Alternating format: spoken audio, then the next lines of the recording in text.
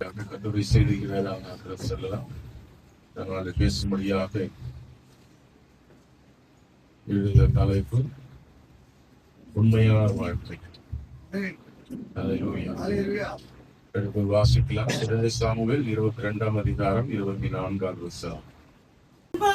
அவர் முன்பாக மன உண்மையாய் இருந்து என் துர்குணத்திற்கு என்னை விலக்கி காத்துக் கொண்டேன்.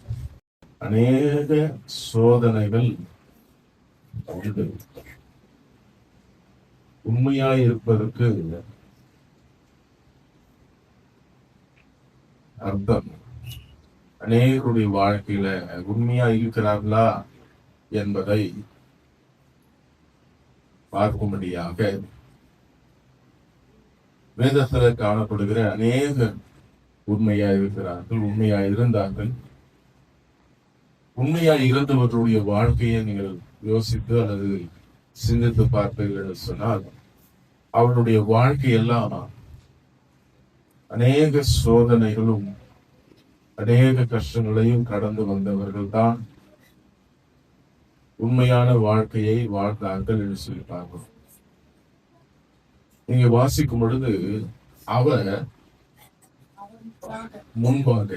அவருக்கு முன்பாக உண்மையா இருக்கும். நம்மெல்லாம் அவருக்கு முன்பாக உண்மையா இருக்கிறோமா? அவருக்கு முன்பாக உண்மையா இருப்பதனால நமக்கு சில பலன் வேணும். பலன் இல்லாம எதையோ அதை ருசி பார்க்க முடியாது. உண்மையா இருப்பதனால அநேக பலன்கள் வருகிறது. அதுல சில பலன்களை குறித்து வாசிக்க போகிறோம். தானியேல் 6 அதிகாரம் 4 வசனம்.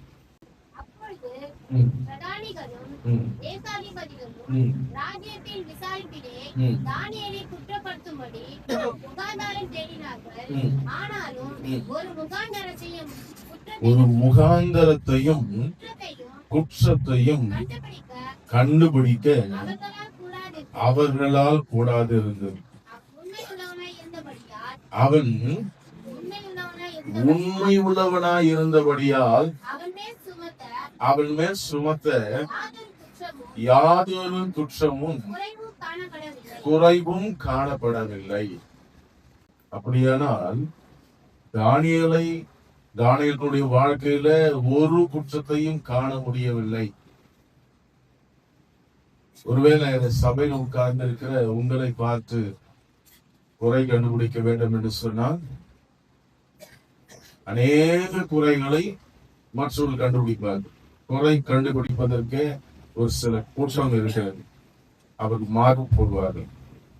எனக்கு 100க்கு அல்லது 10க்கு 8 அல்லது 7 இந்த பிரசங்கத்துக்கு எவ்வளவு பேர் மார்க் போடுவாங்க தெரியாது. உண்மையுள்ள வாழ்க்கை வாழ்வதற்கு தானியேலுடைய வாழ்க்கையில பாத்தீங்கன்னா அவனுடைய தீர்மானங்கள், அவனுடைய எடுத்த எல்லா காரியங்களும் அவன் உண்மையா இருந்தான். வேதம் அதுதான் சொல்கிறது, உண்மையா இருந்தான். 52 வாரங்களும் ஆண்டவருடைய சமூகத்தில் உண்மையாய் ஆண்டவரை தேடுகிறவர்கள் அவன் உண்மையாய் இருந்தால், எல்லா காரியங்களிலும் உண்மையா இருந்தா அவர்கள் அநேகத்துக்கு அதிபதியாய் தேவன் அல்லேலூயா. ஆண்டவர் அப்படி வாழ்க்கையை ஆண்டவர் அவருடைய வாழ்க்கையில முன்னேற்றத்தை விரும்பிய ஆண்டவர் தரவல்லவராக இருக்கிறார். தாவீதுனுடைய வாழ்க்கையில பார்ப்பீங்கன்னு சொன்னா தாவீது நாளுக்கு நாள் தேய்ந்து போனான்னு இருக்க விருத்தி அடைந்தான். கர்த்தரை தேடுகிறவர்கள் தம்மை தேடுகிற அனைவருக்கும் அவர் கேடகமாயிருக்கிறார். ஆண்டவரை தேடுற அத்தனை பேருக்கும் அவர் கேடகமாயிருக்கிறார். ஆண்டவரை தேடுற உண்மையாய் தேடுகிற யாவருக்கும் தேவன் நல்ல வாழ்க்கையை தேவன் கொடுக்க வல்லவராயிருக்கிறார். எந்த குற்றமும் யாதொரு குற்றமும் குறையும் காண முடியவில்லை. ஆண்டவர் உண்மையா நீங்க தேடினீங்கன்னா, உண்மையுள்ள வாழ்க்கை வாழ்ந்தீங்கன்னா உங்ககிட்ட எந்த குறையும் ஒருவரும் கண்டுபிடிக்க முடியாது. எசேக்கியேல் 18 அதிகாரம் 9 வசனத்தை வாசிக்கும் பொழுது பிழைக்கவே பிழைத்திருக்கும். உண்மையுள்ள வாழ்க்கை வாழ்ந்தீங்கன்னா நீங்க பிழைக்கவே பிழைத்திருப்பீர்கள். வாசிக்கலாம். கட்டளைகளின்படி நடந்து நியாயங்களை கை கொண்டு என்னமா உண்மையாய் இருப்பானால் அவனே நீதிமான். அவன் பிழைக்கவே பிழைத்திருப்பான். இது கர்த்தராகிய ஆண்டவர் சொல்கிறார். அல்லேலூயா. ஆண்டவர் சொல்றத யாரும் மாற்றவும் முடியாது. ஒரு மழை கூட்டவும் குறைக்கவும் முடியவே முடியாது. நீங்க வாசிக்கும் பொழுது அவன் பிழைக்கவே பிழைத்திருப்பான். உண்மையாய் இருக்கும் பட்சத்தில் உண்மையாய் இருந்தான் ஆண்டவர் என்ன பண்ணுகிறார், அநேகத்துல அவங்க வாழ்க்கையில ஆண்டவர் ஆசீர்வதிக்க உள்ளவராக இருக்கிறார். அல்லேலூயா. எல்லாருக்கும் எல்லா விதமான தாளந்துகளையும் கொடுக்க முடியாது. ஒரு சிலருக்கு சில தாளந்துகளை தேவன் கொடுத்திருப்பார். அந்த தாளந்துகளின் படி அவங்களுடைய வாழ்க்கை தரம் உயர்ந்து கொண்டே இருக்கும். நீதிமொழிகள்ல வாசிக்கிறோம். 28ஆம் அதிகாரம் 20வது வசனத்துல வாசிக்கிறோம். நீதிமொழிகள் 28:20 எல்லாருக்கும் தெரிந்த ஒரு வசனம். என்னமா உண்மையுள்ள மனுஷன். எல்லாருக்கும் இந்த ஸ்டேட்டஸ் ஆண்டவர் கொடுக்கல. உண்மையுள்ள மனுஷன் பரிபூரண ஆசீர்வாதங்களை பெறுவான். என்ன ஆசீர்வாதம் தெரியுங்களா? ஃபுல்னஸ். அவங்க வாழ்க்கையில ஒரு குறைவும் இல்லாதபடி தேவன் என்ன பண்ணுகிறாரா, நிறைவான ஆசீர்வாதத்தை தேவன் கொடுக்கிறார்.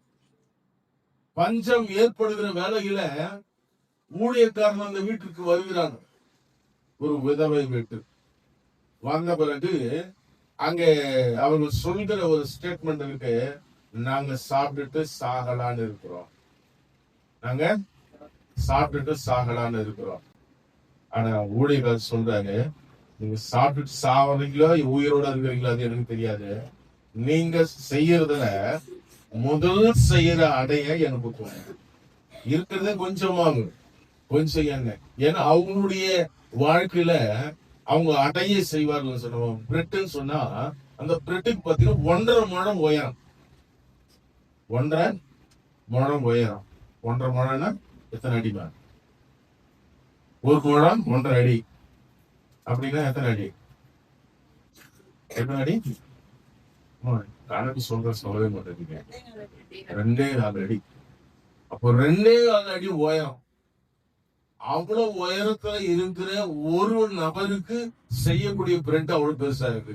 இப்ப செய்யற பிரெட் எல்லாம் ஒரு முழத்துக்கு கம்மியா தான் இருக்கு. அல்லேலூயா. அப்படியானால் ஆண்டவர் உங்களை போஷிக்க வல்லவராக இருக்கு. கொஞ்சமாவும் கொஞ்சம் அவங்க செஞ்சு சாப்பிட்டுட்டு சாகலான்னு இருக்கிறாங்க. ஆனா கர்த்தர் பாருங்க, அந்த உண்மைத்தனத்தை தேவன் விரும்புகிறார். அவங்க கொடுக்க மாட்டேன்னு சொல்லவே இல்லை.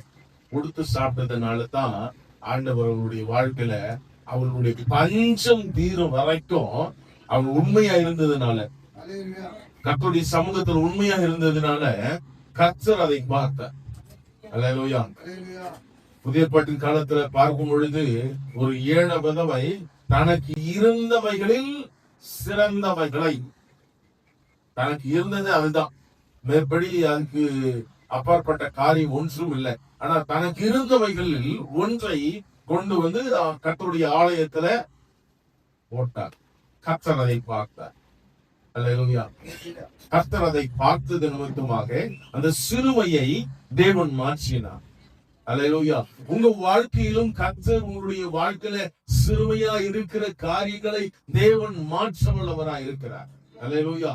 நீங்கள் உண்மையா இருக்கும் பட்சத்தில். அல்லேலூயா. இங்க 145ஆம் சங்கீதம் 18ஆம் வசனத்துல வாசிக்கும் பொழுது கர்த்தர் நமக்கு சமீபமா இருக்கிறார். அல்லேலூயா. உண்மையா இருக்கிறவர்களுடைய வாழ்க்கையில கர்த்தர் சமீபமாகவே இருக்கிறார்.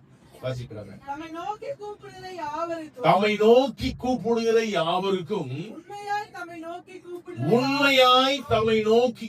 ஏமா 2வது முறையா ஆண்டவர் சொல்லணும் விளக்கமா, தம்மை நோக்கி கூப்பிடுகிற யாவருக்கும் சொல்லிட்டு சொல்லி முடிச்சிருக்கலாம். 2வது விஷயம் அங்க வார்த்தை வருகிறது உண்மையாய். ஏன்னா இன்னைக்கு உண்மைக்கு நிகரான காரியங்கள், அது வேறுபட்ட காரியங்கள் நடந்து கொண்டு இருக்கிறது. உண்மையாய் இருப்பதில்லை. உண்மையாய் வாசிக்கிறோம். தம்மை நோக்கி கூப்பிடுகிற யாவருக்கும் சமீபமாயிருக்கிறார். அல்லேலூயா. உண்மையாய் அவரை நோக்கி கூப்பிடுகிற யாவருக்கும் அந்த உண்மையை ஆண்டவர் விரும்புகிறார். அல்லேலூயா. அல்லேலூயா. மோசேய ஆண்டவர் அழைத்த பொழுது அந்த முட்செடியில நடுவில் இருந்து ஆண்டவர் தோன்றினார்.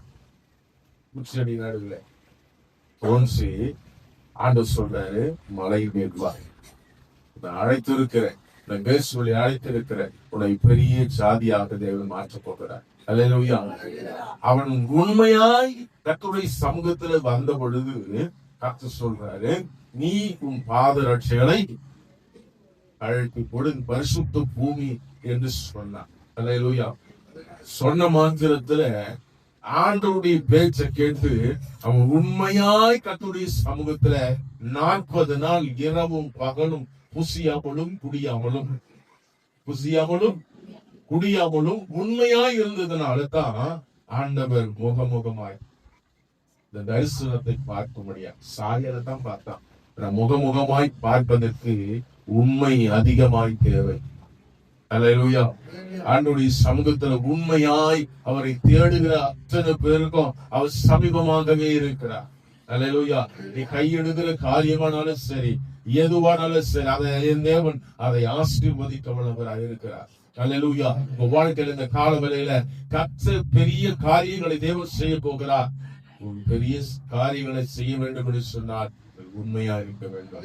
அல்லேலூயா. மத்தேயு சுவிசேஷம் 25ஆம் அதிகாரம் 21ஆம் வசனத்தில் வாசிக்கிறோம், அநேகத்துக்கு அதிபதியாய் தேவன் உயர்த்த வல்லவராய் இருக்கிறார். வாசிக்கலாம்.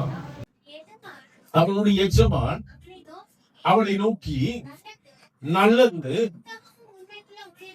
உண்மையும் உத்தமுள்ள ஊழியக்காரனே, கொஞ்சத்தில் உண்மையாயிருந்தால் அநேகத்தின் மேல் உன்னை அதிகாரியாக நான் வைப்பேன். அல்லேலூயா. போன உடனே எஜமான் கண்டு உடனே பார்த்த உடனே உங்களை தூக்கி போயிட்டு மேல உயரத்துல வைக்கல. கொஞ்ச நாள் போகணும். அவங்க உண்மையா இருக்கிறாங்களா, கை சுத்தமா இருக்குதா, எல்லாவற்றையும் பார்த்து என்ன பண்றாரு, அடுத்த நாளைக்கு இந்த ஆண்டு எப்பவுமே நீங்க உண்மையா இருந்து பாருங்களேன், ஆண்டவர் உயர்ந்துட்டே இருப்பார். அல்லேலூயா. தினத்துல சொன்னேன், ப்ரொமோஷன்ஸ் கிடைக்க போகுது. ப்ரொமோஷன் வேலை ஸ்தலத்துல மட்டும் இல்ல, உங்க கையின் பிரயாசத்துல கூட ப்ரொமோஷன். அல்லேலூயா. ஏன்னா உண்மையா இருக்கும் பட்சத்துல தேவன் உங்களை அதிகாரியாய் தேவன் மாற்ற வல்லவராய் இருக்கிறார். கொஞ்சத்தில் அவன் உண்மையா இருந்தான், தேவனுடைய சந்தோஷத்திற்குள் நம்ம என்ன பண்ணுவோம், பிரவேசிக்க வல்லவராய் இருக்கிறோம். அல்லேலூயா. வெளிப்படுத்தின விசேஷம் 2ஆம் அதிகாரம் 10ஆவது வசனத்தை வாசி.